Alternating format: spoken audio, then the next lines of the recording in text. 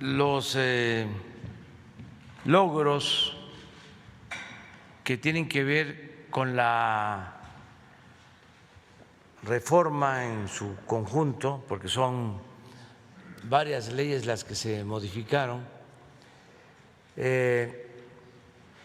relacionadas con la eliminación de la subcontratación que afectaba a los trabajadores. También sobre el reparto de utilidades. Nos preguntaron, compañeros de ustedes, sobre este tema, creo que ayer o antier, y acordamos dar a conocer en qué consistieron estas modificaciones a 8 leyes para dar fin al abuso de la subcontratación,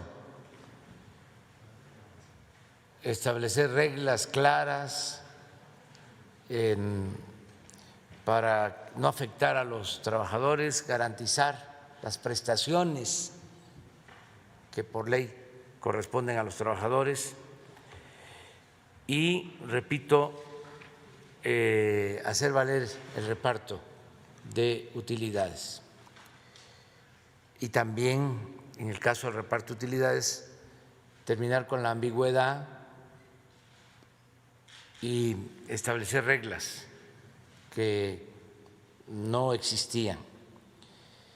En esta reforma se contó con la participación del sector obrero y del sector empresarial.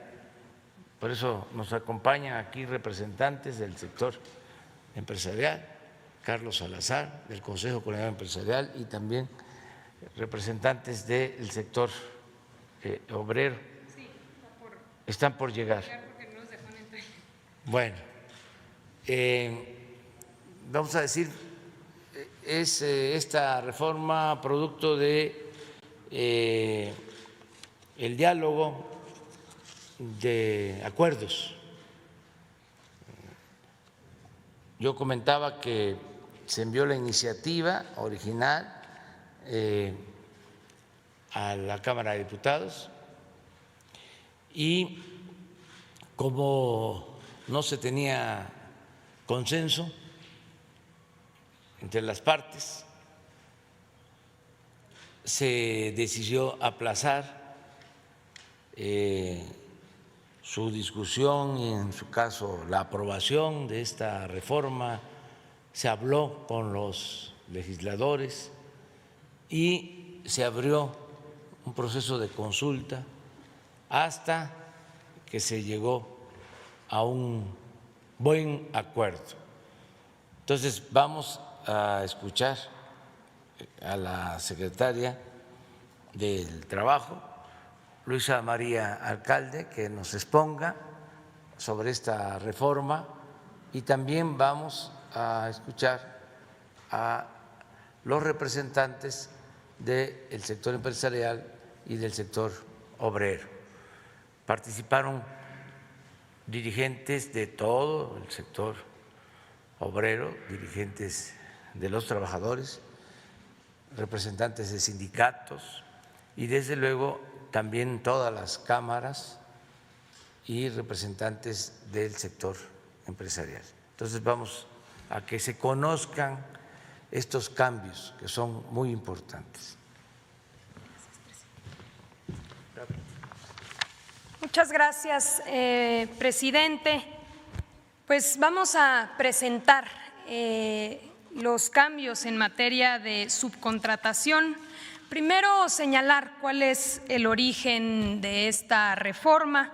Como algunos de ustedes conocen ya, en noviembre del año pasado, el presidente López Obrador presentó una iniciativa a partir de la cual se abrió una serie de mesas de diálogo entre el sector privado, representantes de empresarios, entre el sector público y entre el propio gobierno. Mesas de diálogo que consistieron en decenas de reuniones donde se plantearon cuáles eran los retos para poder eliminar toda la simulación alrededor de la figura de subcontratación. Como bien señala el presidente, finalmente, después de varios meses de trabajo, el 5 de abril se logró un acuerdo histórico en Palacio Nacional para poder llevar a cabo la reforma en materia de subcontratación. Vale la pena señalar cuáles son las dependencias, los sindicatos y las organizaciones empresariales que formaron parte de este esfuerzo. Por parte del sector obrero estuvo presente Carlos Aceves de la CTM, Abel Domínguez de la CTC, Jesús González Cárdenas de la Federación Nacional de Sindicatos Independientes, Genaro Leal de la Federación de Trabajadores de Sindicatos Autónomos, Napoleón Gómez Urrutia del Sindicato Nacional de Trabajadores Mineros, Pedro Aces de la CATEM, estuvo también Rodolfo González de la CROM, Isaías González de la CROC y Francisco Hernández Juárez de la UNT. Por parte del sector privado, del sector empresarial, Carlos Salazar, aquí presente, presidente del Consejo Coordinador Empresarial, José Medina Mora de la Coparmex, José Manuel López Campos de Concanaco, Francisco Cervantes de Concamín y otros actores importantes que estuvieron formando parte de estas mesas de diálogo. Por parte del gobierno, las dependencias que hemos venido colaborando, la Secretaría de Hacienda con Arturo Herrera, de Economía, Tatiana Cloutier, del IMSS, Zoé Robledo, también ellos acá presentes, Raquel Buenrostro del SAT, Carlos Romero, procurador fiscal, Carlos Martínez del Infonavit. Todas estas instituciones, porque la subcontratación tiene varias aristas que precisamente fueron digamos que se necesitaba un trabajo conjunto. Finalmente, a partir de este acuerdo, la Cámara de Diputados y la Cámara de Senadores discutieron esta iniciativa y finalmente aprobaron el pasado martes la reforma. Adelante, esta reforma tiene un diagnóstico que fue generando información de cuáles eran las necesidades que debían modificarse en las diferentes leyes.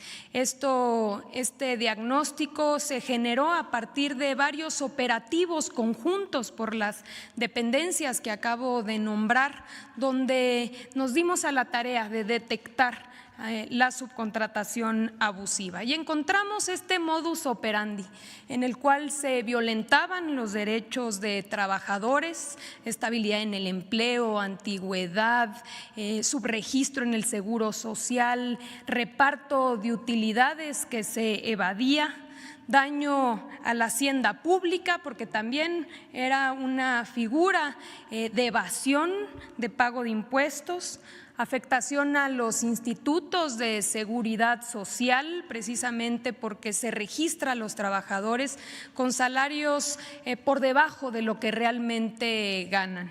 Y también, hay que decirlo, una competencia desleal para las empresas que sí cumplen, que respetan los derechos de sus trabajadores y que pagan los impuestos. ¿En qué consiste la reforma? 8 puntos.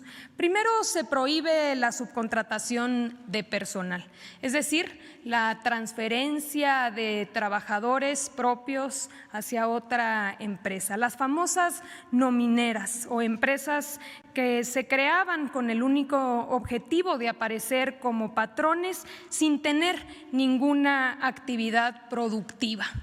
Al prohibir esta subcontratación de personal, las empresas deberán transferir y reconocer como trabajadores propios a todos aquellos y aquellas que realizan las actividades principales de sus empresas, es decir, relacionadas con su objeto social y actividad económica preponderante. El segundo punto es que se permite la subcontratación de servicios y obras especializadas que no formen parte del objeto social ni de la actividad económica preponderante. Pero aquellas empresas que deseen prestar estos servicios especializados deberán estar en un registro obligatorio, un padrón que estará a cargo de la Secretaría del Trabajo y Previsión Social, previa acreditación de cumplimiento de las obligaciones laborales de seguridad social y fiscales. Este registro será público, transparente y en caso de que se pudieran ubicar incumplimientos, se perderá el derecho de estar en este registro de empresas de subcontratación de servicios especializados. Otro punto importante es que las empresas que reciben los servicios especializados deberán responder frente a los trabajadores en caso de cualquier incumplimiento.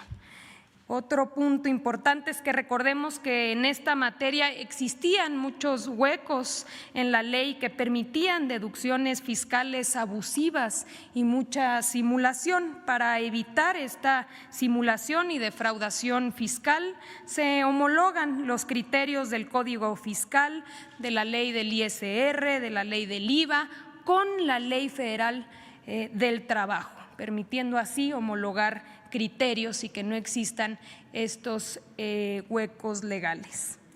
Otro punto importante es que se endurecen las sanciones para el caso de incumplimiento.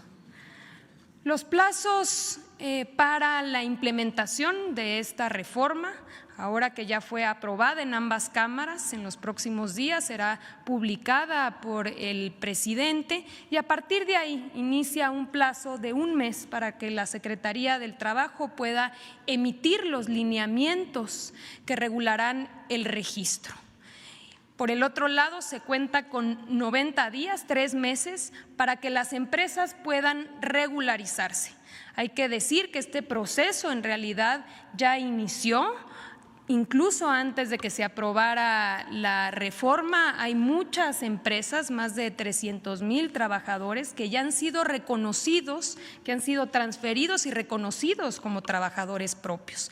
Incluso con datos del IMSS, estos registros tienen incrementos importantes en los salarios que van desde el 15 hasta el 32%. ¿Por qué? Porque ya se están registrando con los salarios reales. Entonces, se tienen 3 meses para hacer este reconocimiento y estas transferencias de trabajadores reconociéndolos como propios. Finalmente, cada 3 años las empresas tendrán que actualizar sus registros en la Secretaría del Trabajo.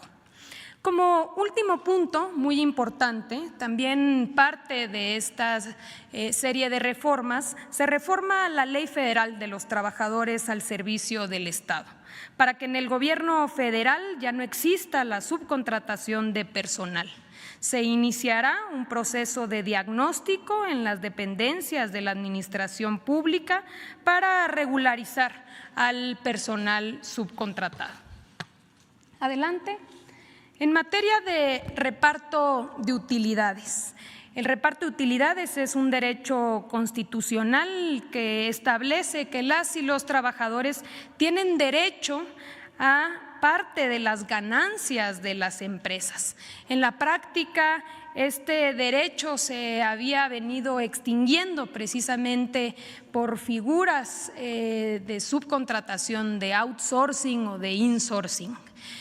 ¿Por qué? Porque se creaban, estaban las empresas que generaban las utilidades y había empresas hermanas que tenían a los trabajadores y que no generaban utilidades y simplemente transferían a los trabajadores. Por tanto, no se repartía estas ganancias. Ahora, una vez publicada la ley y al tener la obligación las empresas de reconocer a los trabajadores, también tendrán la obligación de repartir el 10% de las utilidades para poder generar un modelo que no genere distorsiones y tampoco discrecionalidad. Se establecieron dos modalidades para realizar el reparto de utilidades. Una que es hasta 90 días o el promedio de los últimos 3 años, lo que resulte más favorable al trabajador. Bajo este esquema, en ningún sector y ningún trabajador se vería afectado. Aquellos sectores, por poner algunos ejemplos, el acerero o el minero, que históricamente habían recibido por encima, y minas que reciben 150 hasta 200 días, seguirán recibiendo lo mismo porque no les aplicará el límite de 90 días. Y aquellos trabajadores que no recibían nada o que recibían muy poco, aquí podemos ver el diagnóstico. Hoy en promedio se pagan 22 días, es decir, 7,300 pesos. Con la propuesta se incrementará a 57 días, es decir, 18,557 pesos, 2.6 veces más. Para hablar en específico del sector minero, que precisamente fue una de las preocupaciones que se expresaron en esta conferencia el día de ayer, en la industria minera en promedio, claro que hay minas que por tener mayores utilidades reparten más o menos, pero en promedio se pagan 93 días. Con la propuesta se seguirá pagando los 93 días. Pero hay otros sectores, como la industria alimentaria, por poner algunos ejemplos, que hoy en promedio pagan 52 días y que con la propuesta pagarán 86. O la fabricación de maquinaria y equipo, que hoy pagan 60 días en promedio y con la propuesta pagarán en promedio 80 días. Es decir, en todos los sectores se ve un incremento, y en aquellos que habían históricamente repartido o recibido mayor utilidad se respetarán esos montos. Finalmente, para concluir, señalar que por utilidades las empresas habían repartido 56,000 millones de pesos. Con esta propuesta, y una vez que sea publicada la reforma, se repartirán 157,000